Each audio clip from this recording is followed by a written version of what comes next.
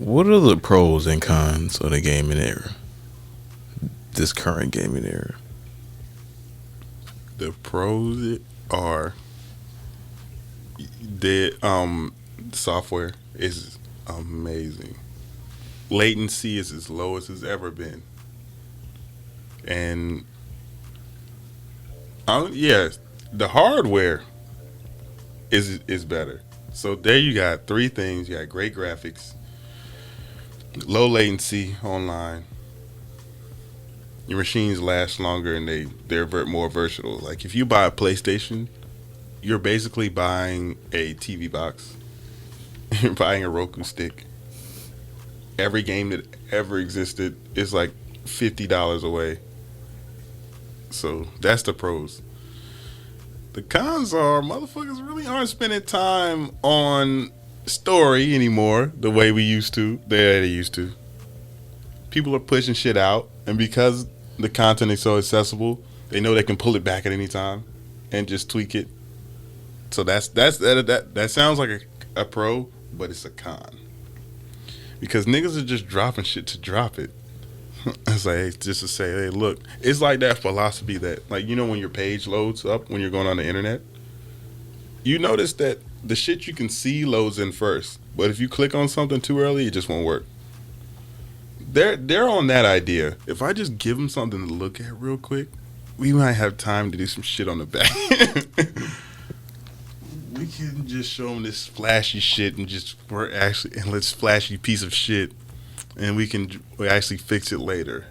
But let's get that $60 now, though. Let's get that bread now, though.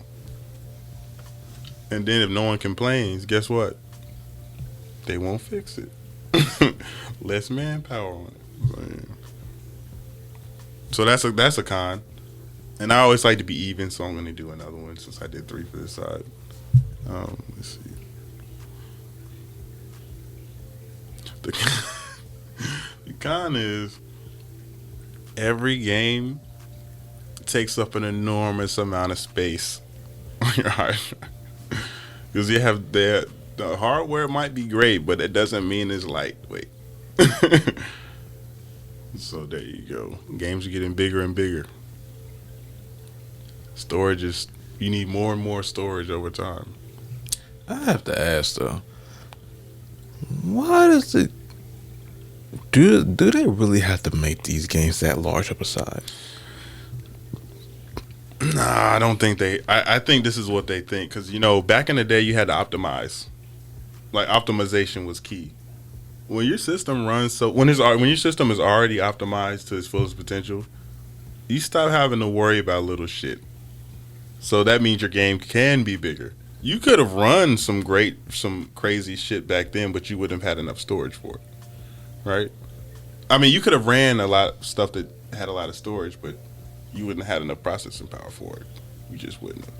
Now, knowing processing power is just a click away. You know what I'm saying? So now they putting every mother thing they can into it.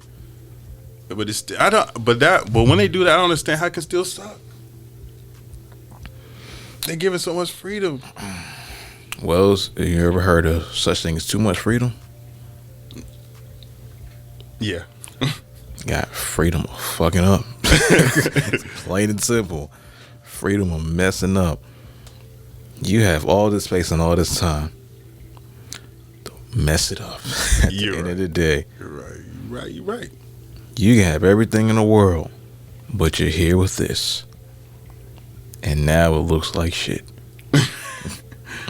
Right, and just because something can be done doesn't mean doesn't mean there's a need for it, bro.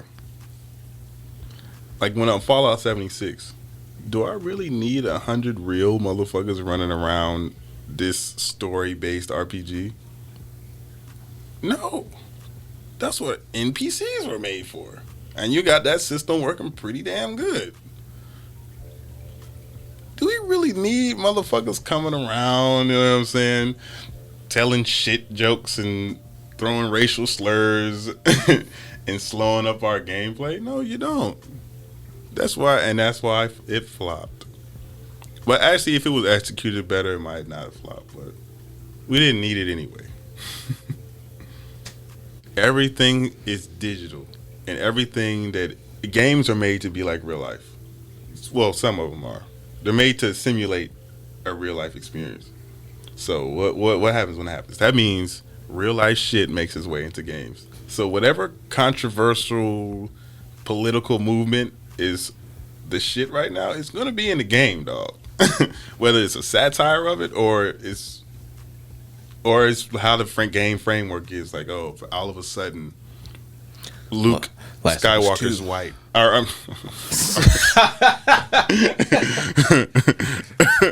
like, all of a sudden, Luke Skywalker's a woman.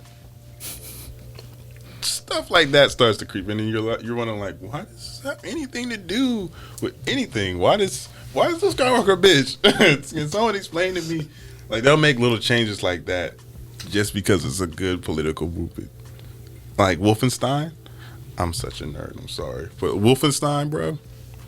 So this is this game where you play a guy who is fighting against Nazi Germany, and like he kind of stands for like the anti-racism thing.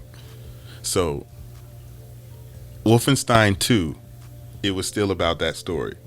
Wolfenstein 3, now the guy we all know and love is old and shit, which is okay, but he has 2 daughters. And that's the game now. Does it make any sense? No. Does it have to? No. But it's just little stuff like that creeps into the gaming world. So that's a con. It has you all buying in to the same media that you've been seeing every day. So kind of like it's like another layer of, what would you call it? It's like perpetuating it, I guess. Perpetuating those themes. Yeah. The Last of Us 2. Right. You're just the girl now. Last of Us 2, yeah. Joe dies.